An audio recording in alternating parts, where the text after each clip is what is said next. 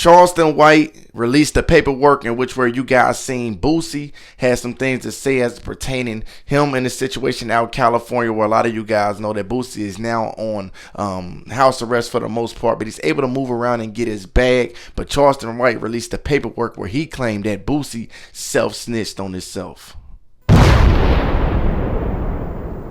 Now, many of you guys know by now, Boosie caught a situation out in California where he was later charged with a firearm that was in his back pocket from someone that was on live stream, and it seems as though the FBI caught wave of it, etc. Now, you guys know that Boosie is now out on some form of home confinement where he still can move around and get his bag. He just have to make, his PO, etc. aware of things, and he have a curfew, if I'm not mistaken. Now, outside that, you guys can see that Charleston White pretty much tried to expose Boosie in this regard by saying that Boosie snitched on himself. At around 17 hours, I attempted to interview Hatch regarding this investigation. Hatch was agitated over his arrest. Before I could begin speaking with him, Hatch stated the guns were in the bag. Hatch went on to say when the officers asked him if he had any weapons, Hatch said no. Hatch went on to say, I don't carry any weapons. Hatch wanted to know what he was being charged with, and I told him everyone is being charged with weapon violation. Hatch said the driver works for the promoter at the club called Phantom.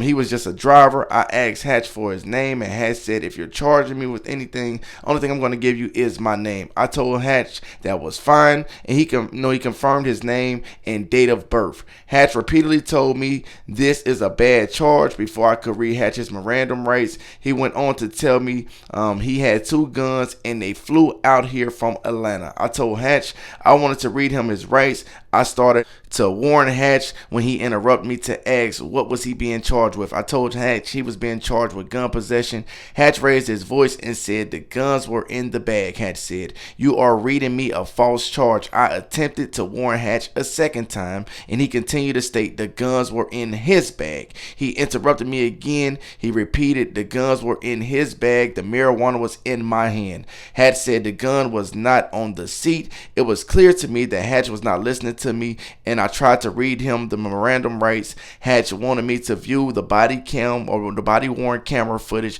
before I charged him with anything. I told Hatch he was already charged. Hatch continued to make unsolicited voluntary information or statements. He insisted the guns came out of the bag that was on his shoulder, which was Johnson's shoulder, which was, if I'm not mistaken, this was the security guard that was with Boosie. I told Hatch, I hear what you are saying, but in order to speak with him about what we know, I would have to read him his rights. Hatch continued to tell me the guns were on Johnson's shoulder or in Johnson's bag, and there was nothing on the seat at all. Hatch told us they get stopped all the time, and the guns are in his bag. Hatch told me that she, which was the officer, went in Johnson's bag and pulled the guns out. Hatch spoke about flying with the guns and claiming them at the airport. I told Hatch I could not arrest him if the guns were in the bag, which means, if I'm not mistaken here, just to kind of summarize what's going on here, Johnson, if I'm not mistaken, was a security guard. Boosie was saying they was in his bag. They wasn't on the seat or anything. Those were his guns, and at the end of the day, the officer said he couldn't charge Boosie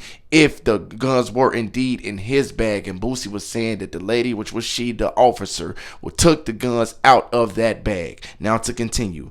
Now you guys can see Boosie was made aware that if the guns were indeed in the bag, that they couldn't charge him. With that being said, Hatch agreed, but in this case, the gun was not in the bag. I told Hatch I could explain it to him, but I needed to warn him first. Hatch requested I get the officer and ask her about it. We told him we had already did that. Hatch continued to raise his voice and repeated the guns are always in his bag and he carries them to protect me, meaning he's a security guard, so to speak. At this point, it was clear that Hatch was not going to allow me to warn him or pretty much read him his memorandum rights. So I told Hatch the interview was over. I got up and I told Hatch I would review the body cam footage worn. Hatch said thank you. Hatch continued to speak about the guns, and I did not ask him any questions about the possession. I told Hatch I will be reviewing the video footage. Hatch calmed down for a while, and he continued to tell me the guns were in the bag, meaning the security guard. And during the traffic stop,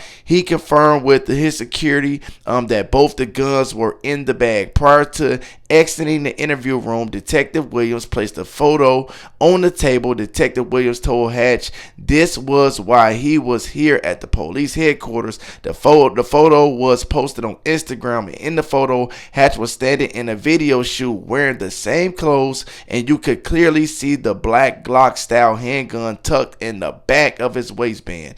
Detective Williams said that's a gun, and Hatch said he knew it was a gun, and they put it there for the video shoot. I told Hatch that's why, that was why I wanted to talk to him, because I already spoke with his security and the stories aren't matching up. Hatch began making more unsolicited voluntary statements about the gun. Hatch stated they gave him the gun and he had to put it in the back pocket. He was only there for 30 minutes and he gave it back to the security guard. I did not ask Hatch any questions about the video shoot and the gun that was in the photo. I told Hatch I was going to put him back in a police car and check the video footage. Now, again, that's pretty much what that situation was there. You guys, again, can see this is something else extensive where they have the photo, etc., of Charleston White, just pretty much revealing some things that's pertaining to Boosie.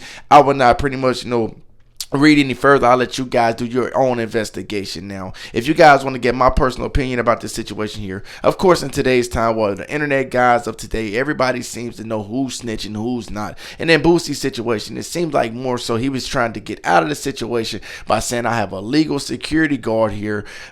Those are his firearms, because if I'm not mistaken, the security guard, I would like to imagine, probably have legal rights to carry these firearms, and clearly Boosie would not have these type of legal rights to carry the firearms. So he was saying that they was in his bag, but in streets terms, I guess Boosie is not allowed to say these type of things. In most cases, I'm sure some guys or street guys will want Boosie to say, hey man, I'm gonna give me an attorney, I don't want to speak no further. But maybe Boosie felt as though he can get out of this situation by simply saying this is the day the security guards. But according to the detectives, the security guards statements and Boosie's statements wasn't matching up, and then it leads us into which we're now. You guys are seeing Boosie fighting this case right here out in California, etc. I want to know what you guys think in the comment section below. Again, Charleston White, he tried to expose Boosie in this regard. Someone like Boosie speaks so against ratting and speaking to the police.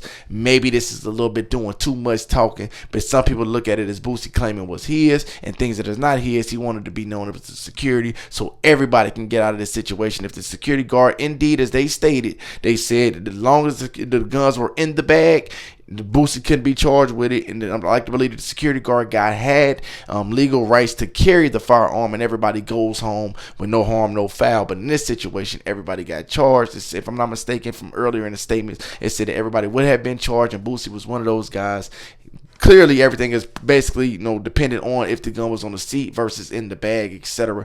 And here we are as we sit right here. Y'all get in the comment section below. Let me know what you guys think. If you like content like this, please go down right now and hit that like button. Subscribe if you're new to the channel. Like I said, this street code is a lot more safer for these young men to stay in school. Go do something good with your life, because nowadays everything is considered snitching, and the street codes and ethics don't get you nowhere but dead or in jail. And in this situation right here, it seems like Charleston White wanted the world to know that Boosie ain't as solid as he may have claimed to be. And then I'm sure the Boosie fans would like to believe it's just Boosie taking rights of what's his, which was the marijuana in his hands and the guns.